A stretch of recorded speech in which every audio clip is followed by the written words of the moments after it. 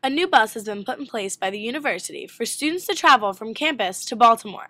This could be very helpful for students with classes at UMBC.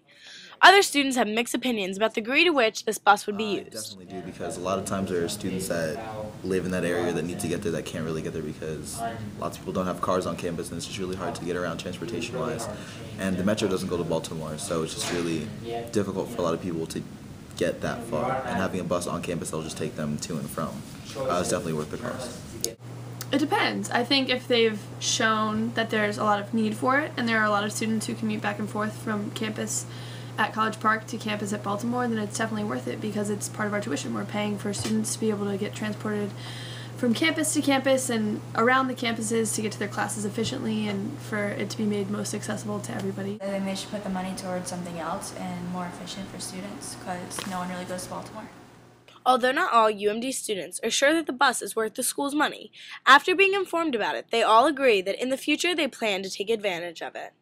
I have a lot of friends that like to go out to Baltimore. It's a nice kind of like city, different atmosphere, a little bit of a change of pace from the College Park scene. So I think if there was a nice restaurant I wanted to go to or to visit a friend at the University of Maryland Baltimore campus would be a really great option rather than having to drive my car. Well, I definitely think it would be a good option to have. I'm not going to say I'd go there every weekend just because the option's available, but it would be there. And like instead of going to DC one day, me and my friends might decide, hey, let's go to Baltimore, to go to Inner Harbor or something, and just go have fun and chill there. So yeah, definitely use the bus. I live in Maryland and I've only been to Baltimore twice in my whole life, but I guess now that there is this bus, I might utilize it for like a 21st birthday or something. If there's one thing the student population agrees on, it's that there is another place that a bus shuttle route should have been made for first.